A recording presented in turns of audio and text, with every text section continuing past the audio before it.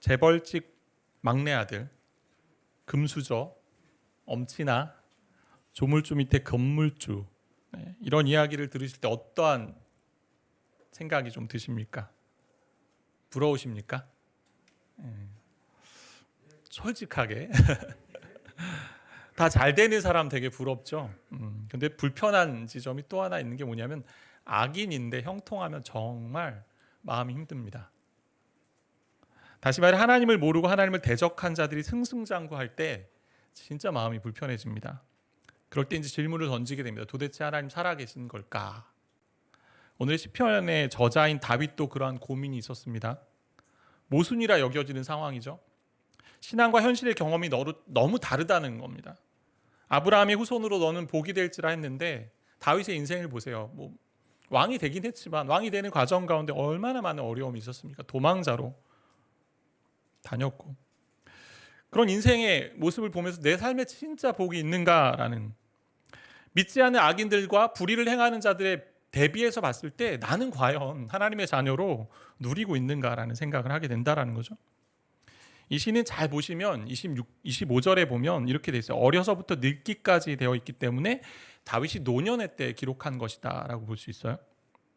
그렇게 나이가 되어서 노년이 되어서 돌아보니까 이러한 모든 이 모순된 것들, 부조리한 것들이 참 안타깝다라는 겁니다. 어떻게 반응해야 되는가라는 생각을 하게 되는 거죠.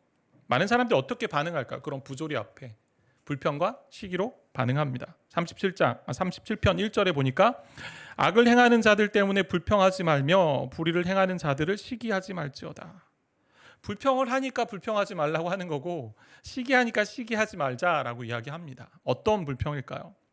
왜 하나님은 그들을 그냥 두시는가라는 불평이죠.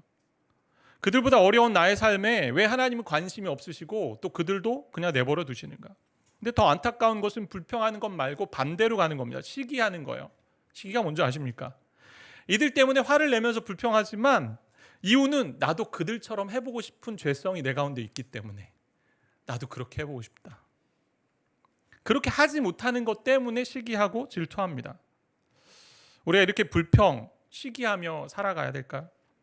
하나님 그것을 원하지 않으세요. 4절이 그러한 상황의 처방전으로 나오는 것인데요. 4절 말씀 다시 한번 좀 읽겠습니다. 또 여호와를 기뻐하라. 그가 내 마음의 소원을 내게 이루어 주시리로다. 세 번역은 이렇게 되어 있어요.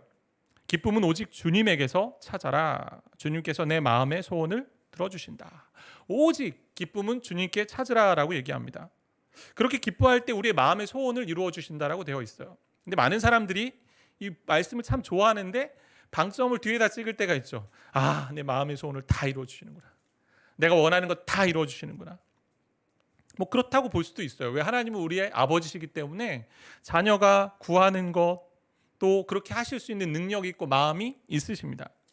그런데 하나님을 기뻐하면 하나님의 마음을 알게 돼요. 결국 하나님이 기뻐하시는 뜻과 소원을 가지게 된다는 거죠. 그러니까 그 마음을 품고 기도하니 하나님의 뜻과 우리의 기도가 맞아서 하나님의 소원 이퀄 나의 소원, 그러니 이루어지는 거죠.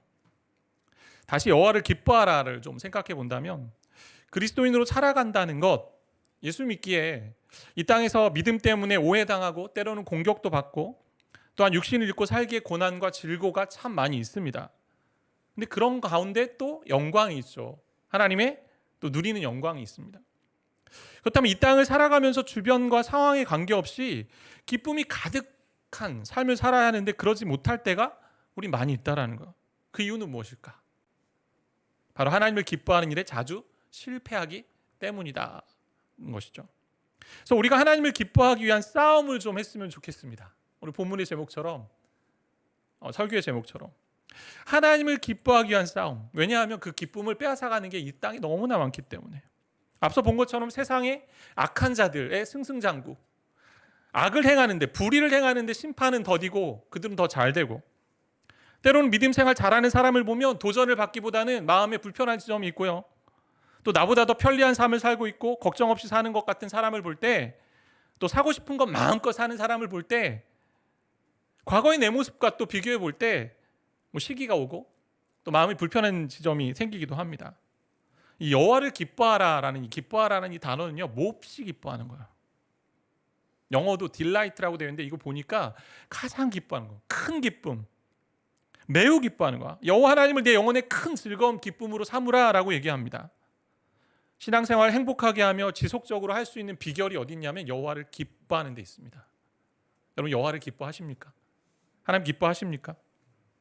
성경에서 계속해서 반복해서 말하는 말씀이 뭐예요? 주 안에서 기뻐하라. 내가 다시 말하노니 기뻐하라라고 말씀합니다. 하나님 안에서 계속 기뻐하기 위한 노력을 해야 된다라는 거예요. 그 싸움을 싸워야 된다라는 거예요. 우리 힘으로 할 수 없지만 하나님이 주시는 마음을 가지고 그 일들을 해야 된다라는 거예요. 죄의 본질이 뭐냐면 하나님보다 그리스도보다 다른 것을 더 기뻐하는 속성이 있기 때문에. 그래서 하나님을 기뻐하기 위한 싸움 두 가지 정도 생각해 볼 텐데 어떻게 싸울 수 있냐? 첫 번째는 위를 보라는 거야. 자주 하나님을 기뻐하는 것에서 흔들리는 것은요, 기쁨을 빼앗아가는 것이 우리 세상의 주변에 있기 때문에 자꾸 주변을 바라보면 기쁨은 빼앗깁니다. 위를 보아야 하는데 주변을 보고 상황을 보고 환경을 보고 사람을 보니까 자꾸 힘들어져요. 무엇보다 악인들의 형통함을 자꾸 보니 힘들어집니다. 하지만 우리는 하나님을 신뢰하기 때문에 기뻐해야 되는 거죠. 하나님 기뻐하는 것은요, 하나님을 믿고 신뢰하는 것의 열매이고 증거입니다. 하나님을 기뻐하는 것, 하나님을 믿고 신뢰하는 것의 열매이고 증거라는 거죠. 신뢰하는 사람이 기뻐한다라는 거예요. 그러므로 기쁨은 어디요? 믿음에서 나온다라고 할 수 있죠. 그를 믿기에 그렇게 살 수 있는 것입니다. 그렇게 기뻐할 수 있는 것입니다. 그래서 3절, 5절, 6절 말씀 보시면 이렇게 되어 있잖아요. 3절 보니까 여호와를 의뢰하고 선을 행하라. 땅에 머무는 동안 그의 성실을 먹을거리로 삼을지어다. 5절에 보니까 내 길을 여호와께 맡기라. 그를 의지하면 그가 이루시고 내 의를 빛같이 나타내시며 내 공의를 정오의 빛같이 하시리로다. 하나님을 기뻐하는 싸움은 그 하나님만을 의지하는 것에서 승리할 수 있습니다. 그의 성실을 먹을거리로 삼겠다는 것은 그분의 신실하심으로부터 영적인 힘과 안전을 얻는 삶이라는 거예요.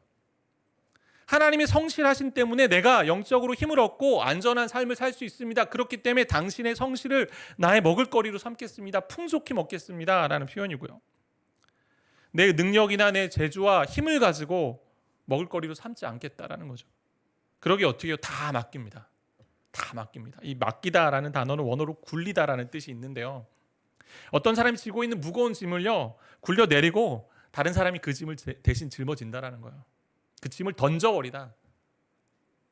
이렇게 할 때 어떤 일이 벌어지는 줄 아세요? 신실하시고 온전히 도우시는 의지할 대상이 하나님께 맡길 때 하나님이 어떻게 하세요? 아이고 나한테 잘 맡겨서 고맙다. 잘 맡겼다. 내가 대단한 거 알지? 이렇게 말씀하시는 분이 아니세요. 어떤 분이세요? 우리의 의를, 공의를 한낮에 정오의 빛같이 아주 명확하게 드러내신다라고 얘기합니다. 여기서 의와 공의는 어떤 윤리적인 옳음, 잘됨 이런 거를 의미하기보다는 여기서는 하나님과의 관계에서 전적으로 하나님을 의지하고 의뢰하는 그런 모습을 얘기하는 거예요. 신뢰할 수 없는 상황에서도 나를 신뢰하고 있구나, 그런 것을 드러내는 것입니다. 의라는 것은 하나님과의 관계 회복을 얘기하는데 결국 우리가 어떤 존재인 것을 드러내신다라는 거죠. 하나님 자신이 대단하다 그렇게 이야기하기 전에 너희가 그렇게 나를 신뢰하는 그 나와의 관계에서 정말 의롭구나, 잘하고 있구나 라는 걸 드러내신다라는 거예요. 도장을 찍어주시는 거예요. 너희가 올바로 살고 있구나. 그분의 영광을 바라면요, 그분은요 우리를 영예롭게 하시는 분입니다. 이게 세상의 신들과 다른 거예요. 환경과 상황 때문에 마음이 힘들어질 때가 있잖아요. 하나님 기뻐할 수 없다라고 여길 때가 있잖아요. 그럴 때 기쁨을 위한 싸움을 계속하기 위해서는 위를 보아야 된다는 거죠. 어떤 하나님? 신실하신 하나님. 그 하나님이 어떠신지, 그분이 우리의 모든 짐을 대신 짊어지시는 분, 그리고 우리가 의지할 유일한 대상이라는 것을 바라보아야 된다는 거죠. 세상에 의지할 것, 의뢰할 분 누가 있습니까? 여러분 정말 어려울 때 누구를 좀 찾으십니까? 한번 좀 잘 생각해 보세요. 사람 의지할 때 어떤가요? 정말 잘 도와준다 해도 한시적이잖아요. 그들도 인생입니다. 때가 되면 이 땅을 다 떠나게 되어 있어요. 그리고 대다수는 어떠냐면 온전히 끝까지 도와주기 쉽지 않습니다. 자기 중심성으로 똘똘 뭉쳐있기 때문에 도와주는 것 하면서도 자기 것 챙기거나 아니면 자기가 칭찬을 받기 원합니다. 내가 너를 도와줬잖아. 근데 하나님은 신실하게 우리를 먹이신다고 하셨어요. 많은 이들이 세상에 것 의지하죠. 때로는 물질을, 명예를, 권력을, 실력을, 내 커리어를, 인맥을, 사람을. 근데 그러한 모든 것이 뭐예요? 우상이잖아요. 우상. 여러분, 우상을 의지해봤자 우상밖에 안 됩니다. 우상이 해줄 게 하나도 없어요. 시편 115편에 3절부터 8절의 말씀 보면 우상을 이렇게 얘기하는데, 3절에 하나님을 얘기합니다. 오직 우리 하나님은 하늘에 계셔서 원하시는 모든 것을 행하셨나이다. 하나님 모든 것을 하실 수 있는 분이에요. 전능하신 분이세요. 근데 우상은 어때요? 같이 좀 읽어볼까요? 4절부터. 그들의 우상들은 은과 금이요 사람이 손으로 만든 것이라. 입이 있어도 말하지 못하며, 눈이 있어도 보지 못하며, 귀가 있어도 듣지 못하며, 코가 있어도 냄새 맡지 못하며, 손이 있어도 만지지 못하며, 발이 있어도 걷지 못하며, 목구멍이 있어도 작은 소리조차 내지 못하느니라. 우상들을 만드는 자들과 그것을 의지하는 자들이 다 그와 같으리로다. 우상은요, 아무것도 못합니다. 우상을 섬기는 자도 아무것도 못합니다. 전능하신 하나님을 의지할 때 하나님이 우리를 통해서 일하신다라는 거죠. 그래서 시편 115편의 말씀이 이렇게 이어져요. 그 다음 구절에 9절부터 오면, 이스라엘아 여호와를 의지하라. 왜? 그는 너희의 도움이시오 너희의 방패시로다. 10절 아론의 집이여 여호와를 의지하라. 그는 너희의 도움이시오 너희의 방패시로다. 여호와를 경외하는 자들아 너희는 여호와를 의지하여라. 그는 너희의 도움이시오 너희의 방패시로라. 마치 선창을 하고 후창을 하듯이 후렴구가 계속 있어요. 너희의 도움이시고 방패는 하나님밖에 없다. 여호와를 의지하라. 왜? 그분이 너의 도움이 되시기 때문에. 때로는 여러 외부의 공격으로부터 힘들 때 방패가 되어주시는 분이기 때문에. 하나님 기뻐하기 위한 싸움에서 필요한 것은 유일한 도움이신 하나님을 바라보는 것입니다. 계속 바라보고 묵상하는 것입니다. 그 묵상, 바라봄 어디서 할 수 있어요? 눈에 보이지 않는 하나님을 어떻게 바라봅니까? 말씀에서 바라봐야죠. 말씀을 통해 말씀이 전제가 되어 말씀으로 살아갈 때 몸소 하나님을 경험하게 되는 것입니다. 하나님을 바라보게 되는 것입니다. 기독교는 말씀의 종교예요. 들어야 삽니다. 먹어야 삽니다. 읽어야 삽니다. 마음에 새겨야 삽니다. 그래서 올 한 해 그렇게 말씀에 집중하자고 얘기한 것, 그것 때문에 그래요. 여러분 잘 안 읽어보신 분 한번 읽어보십시오. 모든 결정하기 전에 말씀을 먼저 보십시오. 여러분 잘 따라오고 계세요? 이제 구약 첫 번째 칼럼은 첫 번째 열은 이제 출애굽기 2장까지 왔어요. 4장이 어려우면 하루에 한 장이라도 좀 읽어보세요. 그것도 어려우면 한 단락이라도 좀 읽어보세요. 꾸준히 읽어보십시오. 한국교회 안타까운 뭐냐? 성도들이 말씀을 잘 읽지 않는 데 있다라고 이야기해 주신 선배 목사님의 이야기가 있어요. 풍성한 무식함을 가지고 있다는 거예요. 이 땅의 성도들이. 하나님을 기뻐하는 건 어떻게 할 수 있어요? 말씀을 통해 하나님을 바라볼 때, 그분과 함께하는 것이 얼마나 행복한지, 다른 어떤 기쁨도 우리에게 만족을 줄 수 없다는 것을 말씀을 통해 하나님을 만나며 깨닫게 된다는 것이죠. 두 번째, 하나님을 기뻐하기 위한 싸움을 위해서는 앞을 보라는 거예요. 앞을. 기쁨의 삶은 소망에서 나옵니다. 위를 보는 것이 믿음이라면 앞을 보는 것은 소망이에요. 악과 불의를 행하는 자들이 아직도 심판받지 않고 잘 살아있는 그 모습, 그것 때문에 기쁨을 빼앗길 때 어떻게 해요? 위를 볼 뿐만 아니라 앞을 보는 거죠. 오늘 말씀을 다 읽지 않았어요. 좀 길어서 원래 다 읽는데, 집에 가셔서 시편 37편을 오늘 처음부터 끝까지 다 읽어보세요. 어떤 성도님이 지난번에 만났을 때 그렇게 얘기하시더라고요. 목사님, 그날 말씀하신 거 저 집에 가서 필사하고 다시 읽어요. 한번 해보십시오. 악인들의 최종 결말이 어떻게 됩니까? 몇 개의 구절만 좀 살펴볼게요. 37편 2절 같이 읽겠습니다. 그들은 풀과 같이 속히 배임을 당할 것이며 푸른 채소같이 쇠잔할 것이다. 9절에 보니까 진실로 악을 행하는 자들은 끊어질 것이다. 끊어질 것이다. 여호와를 소망하는 자들은 땅을 차지하리로다. 20절 악인들은 멸망하고 멸망합니다. 여호와의 원수들은 어린 양의 기름같이 타서 연기가 되어 없어지리로다. 없어집니다. 끊어지고 멸망하고 없어지고, 그게 악인들의 결국이에요. 쉬 사라집니다. 그러기에 하나님 말씀하시는 거죠. 조바심 내지 마. 조마조마하며 마음 졸이지 마. 그렇게 불평하지 마. 시기하지 마. 부러워하지 마. 왜요? 하나님이 인간이 만든 그 이러한 부조리에 대해 분평하는 인간보다 더 거기에 관심이 있으시고 더 그것을 심판하고자 하는 마음이 있으시고 역사의 손길 안에서 이런 부조리를 다 아시고 처리하실 것이기 때문에 결국은 지금 당장 내 눈 앞에서 그렇게 되지 않는다 하더라도 조마조마할 필요 없다라고 말씀하시는 거죠. 그때 어떻게 해요? 오히려 자신을 보면서 나는 이런 상황에서도 진짜 하나님을 기뻐하고 있는가라는 것을 점검해야 되는 거죠. 스펄전 목사님이 이렇게 이야기하셨어요. 이런 악인들의 형통을 불허하는 사람들을 보면서 잘 들어보세요.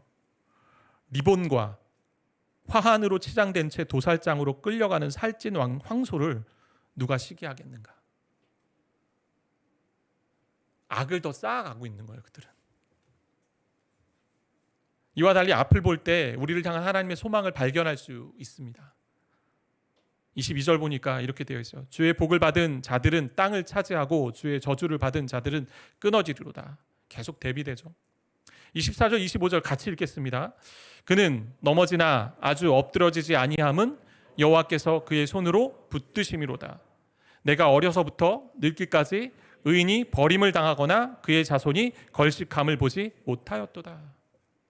하나님 책임지신다라는 거예요. 28절에 보니까 여호와께서 정의를 사랑하시고 그의 성도를 버리지 아니하심이로다. 버리지 않으십니다. 그들은 영원히 보호를 받습니다. 그러나 악인의 자손은 끊어집니다. 이것이 하나님을 기뻐하는 자에게 주시는 선물이잖아요. 세상에서 제멋대로 사는 악인들은요, 끊어지고 버림당하고 걸식하고 그의 자손들은 저주를 받은 자들이지만 우리에게는 확실한 안전이 있습니다. 보호가 있습니다. 소망이 있습니다. 기업이 있습니다. 짧게 볼 때는 사악한 자 그리고 세상에서 하나님 없다 하는 자들이 번영을 누리는 것 같고 의로운 자가 그들의 손에 고통을 받는 것 같습니다. 근데 그러나 진정한 만족은요, 살아계신 하나님과 관련을 맺고 있는 사람들이 가지는 표인 그 의에 있기 때문에, 하나님과 관계에 있기 때문에 하나님이 그것을 드러내신다라는 거예요. 너는 의로운 존재야. 너는 나와 관계를 잘 맺고 있는 존재야. 그로 말미암아 내가 너를 보호하고 안전하게 만들 거야. 그게 최고의 복이 된다라는 거죠. 진정한 승자는요, 마지막 결승선에서 이기는 자입니다. 지금은 세상의 사람들이 승리한 것 같아요. 하나님 모른다 하는 사람들이, 악한 사람들이, 하나님 대적하는 사람들이 승리한 것 같아요. 수단과 방법을 가리지 않고 잘 사는 것 같아요. 근데 앞을 볼 때 그들의 결말과 우리의 결말이 확연히 다르다는 것을 성경은 증언하고 있습니다. 멀리 바라보며 하나님을 기뻐할 수 있다는 거예요. 그게 신자의 삶의 자리입니다. 여러분 너무 불평하고 시기하지 맙시다. 현실의 상황이나 현실의 조건이나 상황, 환경, 요즘 말로 킹받네, 열받네, 이렇게 하면 살지 맙시다. 성경은요, 그렇게 주위를 둘러보면서 비교하며 살지 말고 위로 하늘을 보고 하나님을 보고 앞을 향해 결승선을 보며 살라고 이야기하고 있다는 거예요. 유일한 의지의 대상인 하나님을 바라보며. 제가 이 말씀을 묵상하게 된 계기가 있습니다. 최근에 기도하러 간 시간이 있었어요. 교회에서 기도하는 것보다 좀 일정한 장소에 가서 하면 좋을 것 같아서 잠시 좀 가서 기도했습니다. 집중적으로 기도하면서 목회와 교회를 위해 저 자신을 좀 돌아보게 되었는데, 목회하면서 나는 어떤가라는 그런 질문을 좀 많이 던졌던 것 같아요. 제가 목회하면서 가졌던 생각이 있습니다. 그게 뭐냐면 세 가지 교회가 있을 것 같다. 첫 번째는 성도는 행복한데 목회자는 행복하지 않은 교회가 있을 것 같고, 목회자는 행복한데 성도는 행복하지 않은 교회가 있을 것 같고, 세 번째는 성도도 목회자도 행복한 교회가 있을 것 같다.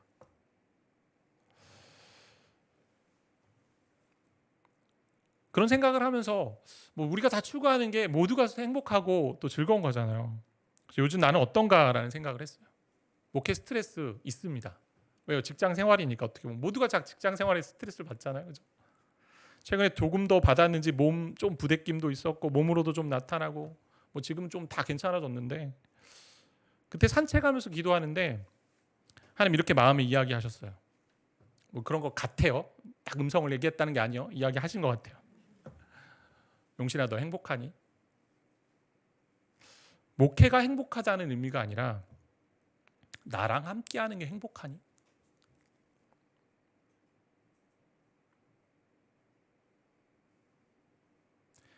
마음이 울리는데 제가 벤치가 있었거든요.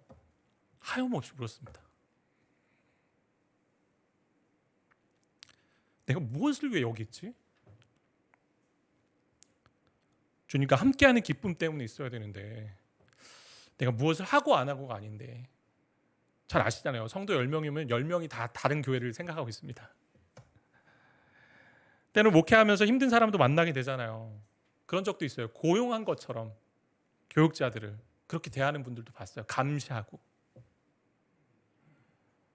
좋아하고 잘해주는 사람하고 더 편한 것이 인지상정 아닙니까? 나한테 잘해주는데. 그럼에도 제가 여기까지 오면서 참 감사한 것은요, 귀한 성도님들 덕분에 제가 여기까지 잘 왔더라고요. 많이 사랑해 주셨어요.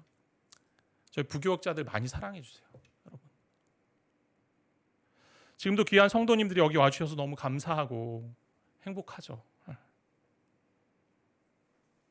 자기의 것을 내어서 섬김하고 애쓰고 수고하고, 어떤 집사님 보니까 설날이라고 지난번에 보니까 이만큼 이렇게 세뱃돈을 가져 다 나눠주는 거예요, 아이들에게.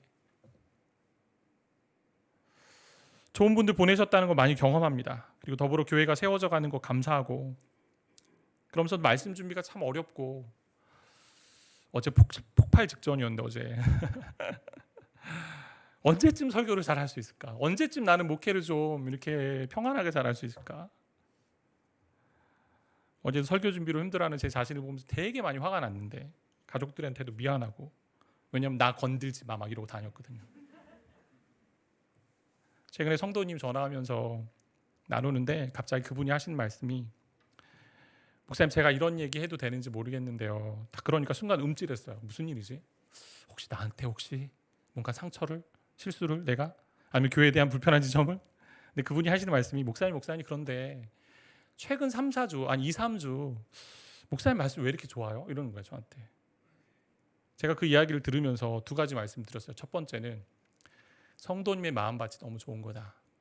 또 하나, 성도님이 이제 저한테 적응되신 거라고. 적응이 된 거라고. 또 한 가정은요, 예수가 함께 왜 오게 됐냐고 물었을 때 그분들이 해주셨던 이야기가 그랬어요. 가정의 멘토 되시는 분이 이 교회 이제 간다고 할 때, 이 교회를 결정할 때 이제 개척교회 가니까 두 분에게 이렇게 얘기했대요. 목사님 설교 때문에 가지 않았으면 좋겠다. 무슨 얘기냐? 목사님 설교를 듣고 그 설교가 좋다 나쁘다 평가해서 가지 않았으면 좋겠다. 이제까지 신앙생활 잘 해왔고 건강하게 해왔으니 두 사람이 그렇게 받은 은혜를 끼치는 곳으로 갔으면 좋겠다. 끼치는 마음으로 갔으면 좋겠다. 제가 이런 고백을 들으면 참 마음이 뭉클해지더라고요. 이렇게 오신 분들이에요, 다 여기 계신 분들이. 그럼에도 가끔씩 사랑하기 힘든 일이 있고요, 마음에 부대낌이 있을 때 어떻게 하지라는 마음이 들 때가 있어요. 상황과 환경을 보니까, 사람을 보니까. 근데 하나님 이렇게 말씀하시는 거예요. 너 나랑 함께하는 거 행복하니? 다시 말해, 나를 좀 기뻐하며 살고 있니? 목회뿐 아니라 우리의 신앙생활, 하나님 기뻐하지 않으면요, 의무감으로 하게 됩니다. 세상의 다른 종교와 별반 다를 게 없습니다. 하나님 내가 이만큼 했으니 좀 채워주십시오 라는 거죠. 그분을 누리지 않고 즐거워하지 않으면서 그분이 주시는 축복에만 관심이 있다면 세속적인 종교와 별로 다르지 않습니다. 샤머니즘이죠. 우리의 신앙의 기본은요, 내가 하나님을 기뻐하고 있느냐요. 지금의 상황과 환경, 조건, 그리고 내가 경험하는 자리 때문에 마음이 흔들리고 답답할 때, 사람 때문에 힘들 때 다시 하늘을 향해 눈을 들고 그분을 믿고 앞을 향해 소망을 가지고 하나님을 기뻐하기 위한 싸움을 싸워야 된다는 거죠. 작년에 소천하신 정필도 목사님, 제가 최근에 그분의 음성 강의를 좀 듣게 됐는데, 부산 수영노회를 개척하시고 진짜 목회자들이 목회자세요. 너무 경건하게, 그리고 너무 목회를 잘해오셨고 모든 부교역자들이 좋아하는 그런 목회 조언들 이제 음성으로 들으면서, 목사에게 중요한 것 중에 하나가 무엇이냐라고 하면서 여러 가지 얘기 중에 한 가지 얘기하시는데, 그게 뭐냐면 정말 하나님 안에서 내가 기뻐하고 있는가? 여러분, 목회하면서 하나님과 함께하는 그 기쁨이 사라지면 어렵다, 안 된다. 그러고 나서 질문 시간에 이제 참석한 목사님 질문을 던졌어요. 정확하게 질문은 잘 안 들렸어요, 소리가. 근데 이런 식으로 질문한 것 같아요. 기쁨이 사라졌는데 또 강단에 서야 할 때가 있지 않습니까? 그럴 때 어떻게 합니까? 정필도 목사님, 정말 대답이 너무 참 감동이 됐는데 그분이 이렇게 조언하셨어요. 그럴 때 딴 때보다, 다른 때보다 1시간, 2시간 전 교회에 와서 강단에 와서 눈물을 흘린다는 거예요. 하나님, 제 기쁨을 좀 회복시켜 주십시오. 그렇게 자신의 모습을 놓고 기도한대요. 기쁨을 회복시켜 달라고. 그러고 나면 설교 준비도 많이 못했고 마음이 너무 힘들어서 괴롭고 힘든 그 가운데 어려웠지만 그 모습을 위해 눈물을 흘려 기도하니 하나님이요, 다른 때보다 성도들에게 엄청난 은혜를 부어주셨다는 거예요. 저와 여러분, 하나님을 기뻐하는 일이 너무 어렵습니까? 때론 실패하십니까? 하나님 바라보시고 앞을 바라보되 뭐예요? 기쁨을 회복시켜달라고 기도해야죠. 성전에 와서 금요 기도에 같이 좀 와서 기도하세요. 좀. 그리고 개인 골방에 가서 기도하세요. 하나님께 그 기쁨을 좀 회복시켜달라고 기도하세요. 조지 뮬러가 있죠. 그 아들이 아버지고 위대한 기도의 용사였습니다. 그러니까 이런 고백을 했어요. 내가 날마다 힘써야 할 우선적이고도 중요한 일은 바로 주님 안에서 내 영혼이 행복을 누리는 일이라는 것을 그 어느 때보다 분명히 깨달았다. 내가 날마다 힘써야 할 우선적이고도 중요한 일은 바로 주님 안에서 내 영혼이 행복을 누리는 일이라는 것을 그 어느 때보다도 분명히 깨달았다. 정말 우리가 힘써야 할 일은 주님을 기뻐함으로 영혼의 행복을 누리는 것입니다. 하나님 기뻐하지 못하게 하는 것에 휘둘리지 말고 그 기쁨을 빼앗기는 현실의 상황에 매몰되지 않고 주변과 사람에 흔들리지 않고 정말 위로 눈을 들어 하나님을 바라보고 신실하신 그분을 바라보고 나를 먹이시고 지금도 나를 책임지시는 그 하나님 바라보고 멀리 결승선에서 생명의 면류관뿐만 아니라 우리를 위해 응원하시면서 정말 엄청난 축복을 또 허락하실 그 하나님께 소망을 두며 기뻐하며 행복한 즐거운 신앙생활을 살아야 될 줄 믿습니다. 바로 이 땅에 고난이 있어요. 비록 고난이 있고 어려움이 있는다 할지라도 내가 의지할 분이 나와 함께 하시기 때문에 그분이 정오의 빛같이 너가 나와 좋은 관계를 잘 유지하고 있어 라고 드러내신다라는 거예요. 굳이 내가 설명할 필요 없어요. 내가 이렇게 잘해왔다, 내가 신앙생활 잘해왔고 내가 뭐 한 거 아시죠? 이렇게 얘기할 필요 없습니다. 그냥 그 자리 머물며 하나님이 다 드러내십니다. 제가 한 주간 이 말씀을 준비하면서 머리에 맴돈 찬양이 하나 있습니다. 부르면 좋은데 다들 모르실 것 같아서 부를 수는 없을 것 같고 제가 잠시 좀 틀어주시면 좋을 것 같아요. 주님을 사랑하는 기쁨을 그 즐거움을 빼앗기지 않게 하소서. 주님을 사랑하는 기쁨을 그 즐거움을 빼앗기지 않게 하소서.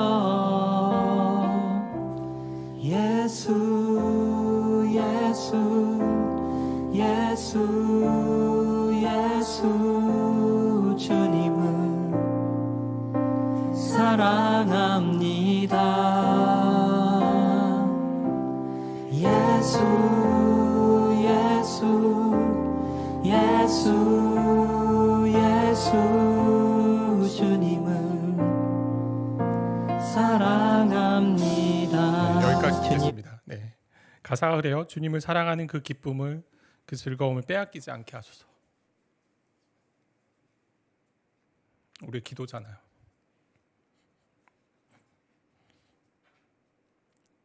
이 찬양을 부르면서 야, 정말 내가 기뻐할 분이 하나님이시구나 다시 깨닫게 되고 찬양하게 된다는 거죠. 왜냐하면 우리의 기쁨의 최고의 표현이 찬양이기 때문에. 찬양이 있는 예배가 우리가 그분을 기뻐한다는 최고의 표현이 됩니다. 그래서 이 자리에 있는 거예요. 예배를 통해 은혜를 누리고 회복과 치유를 경험하는 건 맞습니다. 근데 그 이전에 예배는요, 하나님께 영광을 돌리는 자리예요. 하나님을 기뻐하는 자리예요. 그게 먼저가 돼야 돼요. 여러분, 예배를 잘 생각하셔야 됩니다. 하나님 은혜 주십시오, 치료해 주십시오, 회복시켜 주십시오. 이건 그 다음입니다. 하나님을 기뻐하고 하나님께 영광을 돌려드릴 때 하나님은 욕심쟁이가 아니셔서 우리에게 그 영광을 다시 보내주시고 더 풍성한 은혜를 주시는 거예요. C.S. 루이스가 말한 것처럼 사람은 자기가 즐거워하는 것을 기꺼이 찬양한다는 것이죠. 예를 들어 아름다운 꽃을 보고 사람들이 어떻게 해요? 와, 이 꽃 너무 예쁘다. 근데 혼자만 해요?